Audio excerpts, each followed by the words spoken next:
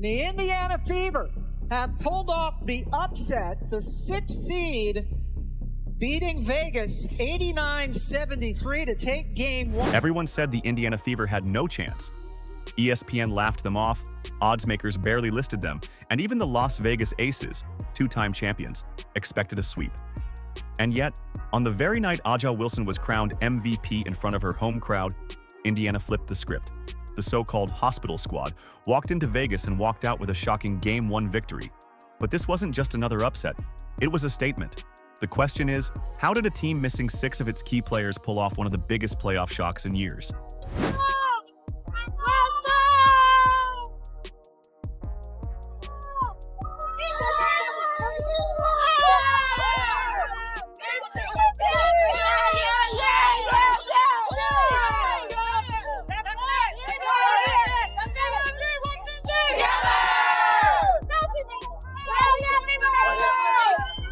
Before a single ball was tipped, the narrative was already written. The Aces were the juggernaut, and Indiana was the background act. Analysts on ESPN confidently predicted a sweep. Sportsbooks had the odds so lopsided that people were betting more on the margin of Vegas's win than whether Indiana had a chance at all. The Fever weren't seen as competitors. They were seen as survivors. The pregame talk wasn't about whether they could win. It was about whether they could avoid humiliation. But then came the injury list, and things only looked worse. Their matchup, Aces Fever, Game 1. We're not deciding the whole series right now, just Game 1. Should we do it together? I think we should do it together. Okay. Because my spidey sense are telling me they might be the same. 3, 2, 1. Aces. They're not gonna lose after she just won MVP. Yeah, period. There's no, yeah. No way. Okay. Caitlin Clark, out. Sophie Cunningham, out. Sydney Coulson, Chloe Beebe, Ari McDonald, Dantas, all sidelined. 6 players gone. The Fever didn't look like a playoff team. They looked like a roster held together with tape. Commentators were already mocking them as lucky to even be standing there. To most, the season was already over. But inside that locker room, head coach Stephanie White had other plans. White didn't have star power. She had 9 healthy players, many of whom barely saw minutes in the regular season. But what she did have was a plan. A defensive-first blueprint designed to frustrate the champs, speed up the tempo, and make Vegas uncomfortable in their own house. This wasn't about matching the Aces shot for shot. It was about disrupting their rhythm until the cracks started to show.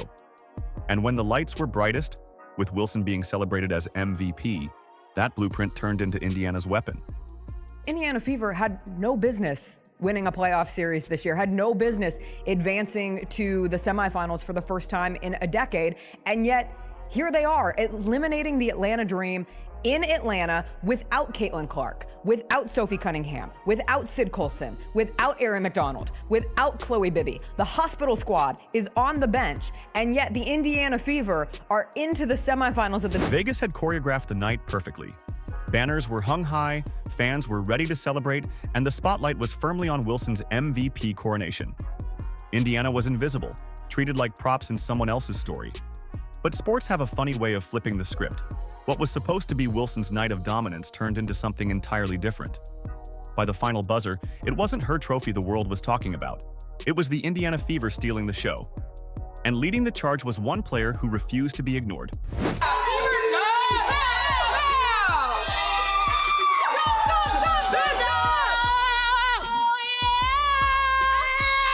Respect everyone, fear no one. Woo!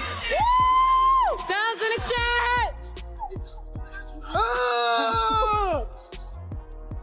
Dumb. That's one. Kelsey Mitchell has always been a scorer, but on this night, she was unstoppable. She dropped 34 points, the most ever by a Fever player in a playoff game since 2012, and the highest in WNBA history for a semi-final debut.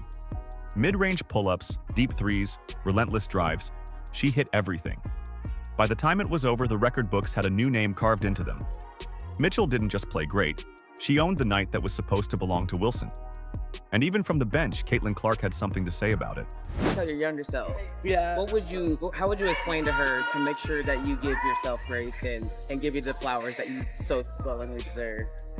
Ooh, I think the best thing I could have done was, I had a list, I had a long list. I wrote down a list of all the times I could have quit, been a pro, playing with the Indiana Fever. I wrote down all the people that wrote me off. I wrote it down on a list. I wrote down all the coaches that didn't want me around.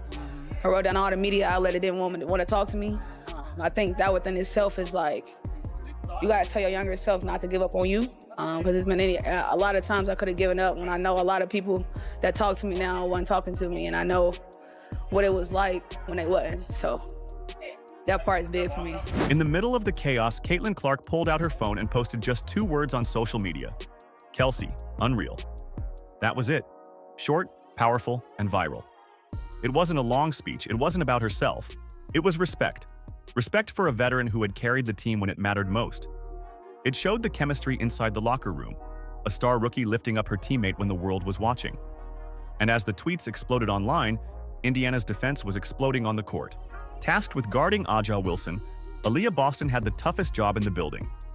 Wilson is the MVP for a reason. She dominates inside, stretches defenders, and thrives under pressure. But Boston didn't back down. She played disruptive, forcing Wilson out of her comfort zones and making every bucket a grind. Wilson still finished with 16 points, but it wasn't smooth. It was a battle. Boston's physical presence slowed the Aces' rhythm and rattled a team used to controlling every possession. On the perimeter, Lexi Hull was locked in. She chased Jackie Young through every screen, smothered her cuts, and denied her the easy looks she usually gets. By the end of the night, Young looked frustrated. Her usual spark dimmed, and Hull wasn't just defending. She was hitting clutch threes to keep Indiana's lead alive. It wasn't flashy, but it was gritty. The kind of two-way effort that turns an underdog into a contender. Then came Odyssey Sims. She attacked the rim like it was her personal mission, slicing through defenders and forcing the Aces into foul trouble. Her relentless drives sped up the game, shifting control away from Vegas. Suddenly, the champs were reacting instead of dictating. Indiana wasn't just hanging around anymore, they were forcing Vegas to scramble. Sims's energy was contagious, sparking a tempo shift that made the Fever look like the more confident team. Natasha Howard was steady all night, posting another double-double with strength on the glass and scoring inside. Brianna Turner, meanwhile, anchored the defense, altering shots and protecting the paint. Together, they flipped what was supposed to be Indiana's weakness into a strength. By the end of the game, Indiana had outscored Vegas 50-38 in the paint. In a matchup built around Vegas's size and Wilson's dominance, it was the Fever who owned the lane. After the game, even Becky Hammon had to admit the truth. "We had no answer for Mitchell," she said. That sentence alone summed up the night. The Aces were supposed to be unbeatable, yet here they were conceding they'd been outplayed, out-hustled, and out-thought.